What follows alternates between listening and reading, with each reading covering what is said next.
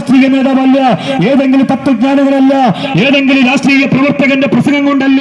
പിന്നെയോ ഇന്നേക്ക് 2000 വർഷങ്ങൾക്കപ്പുറത്ത് ഉന്നതമായ സൗധങ്ങളെ വെടിഞ്ഞ് താരലോകത്തേക്ക് കടന്നു വന്ന് ഞാൻ തന്നെ വഴിയും സത്യവും ജീവനുമെന്ന് പാപികളുടെ രക്ഷകനെന്ന് ഉദ്ധരിച്ചുകൊണ്ട് ലോകത്തിൽ ജീവിച്ച സാക്ഷാൽ രക്ഷകനാകുന്ന കർത്താവായ യേശുക്രിസ്തു എന്ന നിത്യ രക്ഷാ ദൈവമാകുന്ന ഏക സത്യദൈവമായ യേശുവിന്റെ സാമീപ്യം കൊണ്ടാണ് ഞങ്ങളുടെ ജീവിതത്തെ മാറ്റുവാനിടയായിത്തീർന്നത്.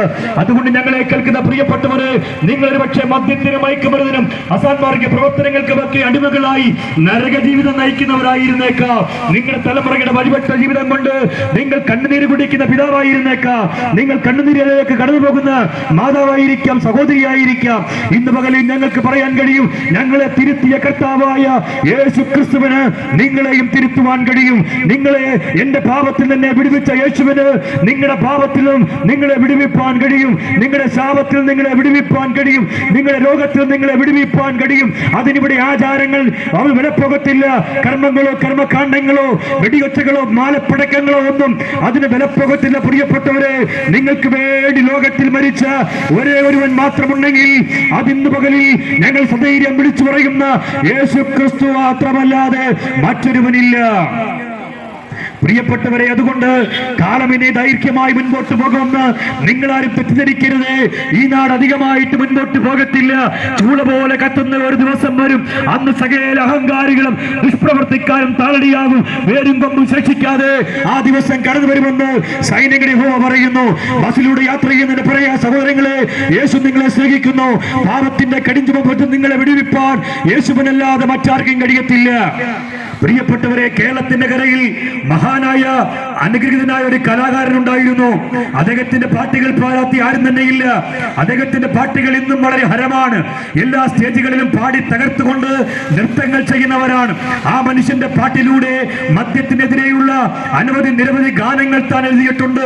അദ്ദേഹത്തിന്റെ പ്രശസ്തമായ ഒരു ഗാനം ഇങ്ങനെയുണ്ട്: പകൽ മുഴുവൻ പണിയെടുത്ത് കിട്ടുന്ന കാശ് കൊണ്ട് കള്ളു കുടിച്ച് എന്റെ മകളെ കഷ്ടത്തിലാക്കല് വേലായുധ എന്ന് പറഞ്ഞ് പാടിയ അനുഗ്രഹീതനായ ചാലക്കുടിക്കാരൻ, ചെങ്ങാതിയായ കലയുടെ ഇതിഹാസ നായകനായ കലാഭവൻ മണി എന്ന് പറയുന്ന മനുഷ്യൻ 2016 മാർച്ച് മാസം 6 എന്ന് പറയുന്ന തീയതി ഇതുപോലെ സായം സമയമായപ്പോൾ കേരളത്തിന്റെ മാധ്യമങ്ങളിലെല്ലാം വളരെ വാർത്തകൾ പുറപ്പെട്ടു. കലയുടെ ഇതിഹാസ നായകനായ കലാഭവൻ മണി ലോകത്തോട് ഇവിടെ പറഞ്ഞു. ഇതൊരു പ്രതിഷേധത്തിന് വേണ്ടി ഞാൻ പറയുന്നതല്ല. അദ്ദേഹത്തെ അതുപോലെ വാനോളം വാട്ടിപ്പാടി ഹൃദയത്തോട് നെഞ്ചോട് ചേർത്ത് വെച്ച ഓരോ മലയാളിക്കും അദ്ദേഹത്തെ എത്രയും പ്രിയനാണ്. ചെറിയ കാലഘട്ടം കൊണ്ട് വലിയ നേട്ടങ്ങൾ കൈവരിച്ചുകൊണ്ട് തന്റെ ജീവിതത്തെ സാമ്പത്തികം കൊണ്ട് അമ്മാനമാടിക്കൊണ്ട് താൻ എത്തിപ്പിടിക്കാത്ത സൗദങ്ങളൊന്നുമില്ല.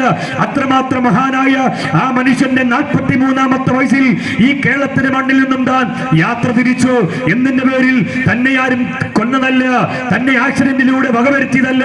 പിന്നെ എങ്ങനെ താൻ മരണപ്പെട്ടു എന്ന് ചോദിച്ചാൽ നമുക്ക് എല്ലാവർക്കും അറിയാവുന്ന യാഥാർത്ഥ്യമുണ്ട്. പത്രങ്ങളിലൂടെ വായിച്ചപ്പോൾ പോലീസ് അധികാരികൾ തന്നതായ റിപ്പോർട്ടനുസരിച്ച് അദ്ദേഹത്തിന്റെ വഴിവിട്ടുള്ള മദ്യപാന നിമിത്തം അദ്ദേഹം ലോകത്തോട് വിട പറഞ്ഞു എന്നുള്ളതാണ്. എന്ത് സംഭവിച്ചു എന്ന് ചോദിച്ചാൽ അദ്ദേഹത്തിന്റെ ഏകമകൻ എന്നേക്കുമായി അനാഥത്വത്തിലേക്ക് വലിച്ചെറിഞ്ഞിട്ടുകൊണ്ട് തന്റെ ഭാര്യയെ വിധവയാക്കിക്കൊണ്ട് ആ മനുഷ്യൻ ലോകത്തോട് വിട പറഞ്ഞു. എന്നെ കേൾക്കുന്ന വാത്സല്യമുള്ള പിതാവേ, മാതാവേ, സഹോദര, സഹോദരി, കുഞ്ഞ്, ഇതുപോലെ എത്രയോ നല്ല കലാകാരന്മാർ നമ്മുടെ കേരളത്തിന് മണ്ണിൽ നിന്നും മൺമറഞ്ഞു പോയി. എത്രയോ നല്ല രാഷ്ട്രീയ നേതാക്കന്മാർ നമ്മുടെ കേരളത്തിന് സംഭാവന നൽകേണ്ടവർ ലോകത്തിന് മൺമറഞ്ഞു പോയി. എത്രയോ നല്ല ആചാര്യന്മാർ ലോകത്തിന് മൺമറഞ്ഞു പോയി. എന്തിന്റെ പേരിൽ? മദ്യത്തിന്റെയും മയക്കുമരുന്നിന്റെയും അസാൻമാർഗിക പ്രവർത്തനത്തിന്റെയും പേരിൽ അത് കാർന്നതിന്റെ പേരിൽ അവർ ലോകത്തോട് വിട പറഞ്ഞു എന്നുള്ളതാണ്. ഞങ്ങളെ കേൾക്കുന്ന പ്രിയപ്പെട്ടവരെ, ഇതിനകത്ത് കേൾക്കുന്നതായ ഈ ചെടുനാടുള്ള പ്രദേശ നിവാസികളെ, നിങ്ങൾ ഒരു പക്ഷെ ചിന്തിക്കുന്നുണ്ടായാം, എന്റെ മദ്യപാന നിമിത്തം എന്റെ കുടുംബം തകർന്നിട്ടില്ല. നിങ്ങൾക്ക് പറയാൻ ചങ്കത്ത് കൈയച്ചുകൊണ്ട് പറയാൻ പറ്റുമോ? പ്രിയപ്പെട്ട